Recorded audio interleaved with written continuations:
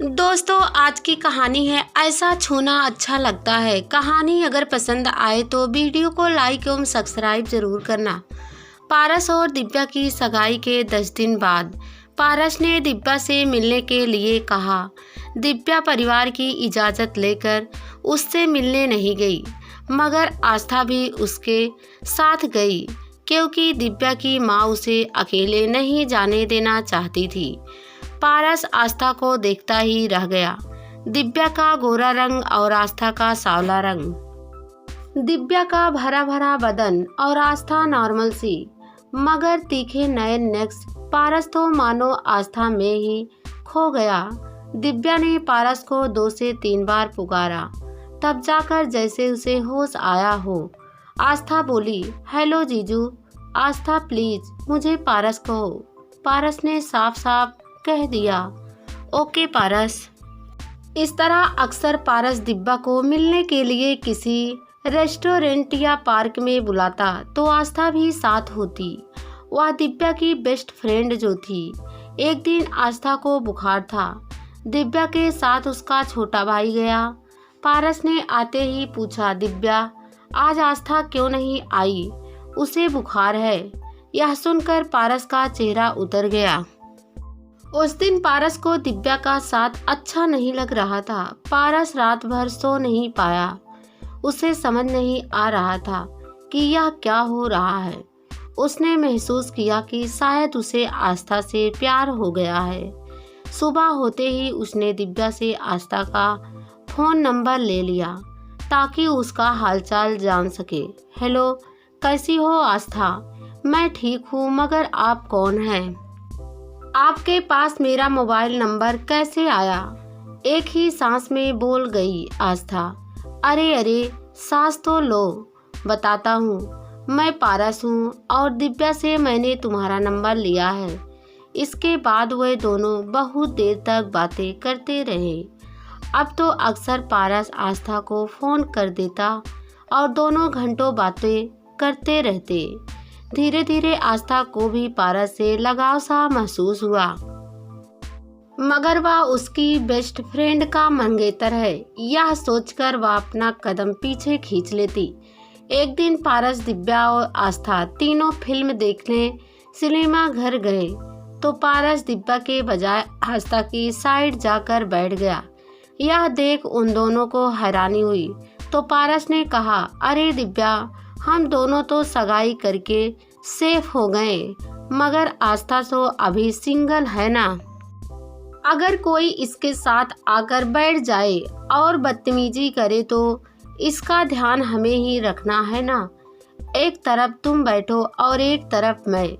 Film देखने के दौरान पारस ने 1 से 2 बार आस्था को छू लिया और सॉरी कह दिया कि वह भूल गया था कि उसके साथ वाली सीट पर दिव्या नहीं। आखिरकार शादी वाला दिन भी आ गया। दोनों घरों में शादी की तैयारियां चलने लगी। दिव्या बहुत खुश थी, मगर पारस को जैसे कोई कमी महसूस हो रही थी। उसके चेहरे से वह खुशी नहीं झलक रही थी जो दिव्या के चेहरे पर थी। शादी हुई। दिव्या और पारस के गृहस्थी की गाड़ी चल पड़ी। इसके बावजूद पारस और आस्था को चैन नहीं था। दोनों अक्सर घंटों फोन पर बातें करते, कभी दिव्या के सामने तो कभी दिव्या से चोरी छिपे। इसी बीच दिव्या के पैर भारी हो गए। परिवार के सब लोग बेहद खुश थे। पारस की मम्मी नहीं थी। परिवार के नाम पर पारस और उसके पापा ही थे। दिव्या की तबीयत अक्सर खराब रहने लगी तो उसकी देखभाल के लिए पारस कभी कभी आस्था से आने को कह देता, क्योंकि दिव्या की मम्मी नौकरी के चलते नहीं आ सकती थी। आस्था भी पारस की नज़दीकियां तो चाहती ही थी। फिर या तो सोने पर सुहागा हो गया। पारस को भी मनचाही मुराद मिल गई।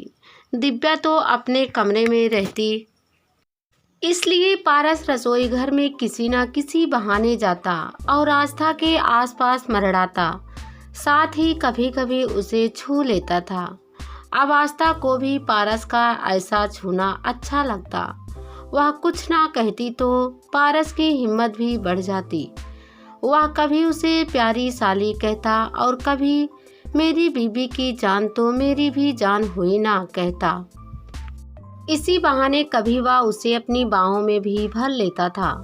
अब तो आस्था का वहाँ आना जाना लगा रहता। आज दिव्या को 9वां महीना लग गया तो पारस ने कहा, दिव्या अब हमें आस्था को बुला लेना चाहिए। डिलीवरी कभी भी हो सकती है। नहीं, हम हर समय आस्था को क्यों परेशान करें। और अब तो मुझे भी डॉक्टर ने थोड़ा चलने को कहा है ताकि डिलीवरी और आसान हो जाए। जिस दिन अस्पताल जाना होगा तब उसे बुला लेंगे, आपका और पापा का ख्याल रखने के लिए। पारस बेसब्री से डिलीवरी के दिन का इंतजार कर रहा था। इधर आस्था भी बड़ी बेकरार थी। जल्दी ही वह समय भी आ गया जिसका दो मूक प्रेमी बेसब्री से इंतजार कर रहे थे। दिव्या को अस्पताल छोड़कर पारस आस्था को ले आया। सभी अस्पताल पहुंच गए। थोड़ी देर में डिलीवरी हो गई। नर्स ने बताया, बधाई हो, चांद सी बेटी आई है। सभी बहुत खुश थे।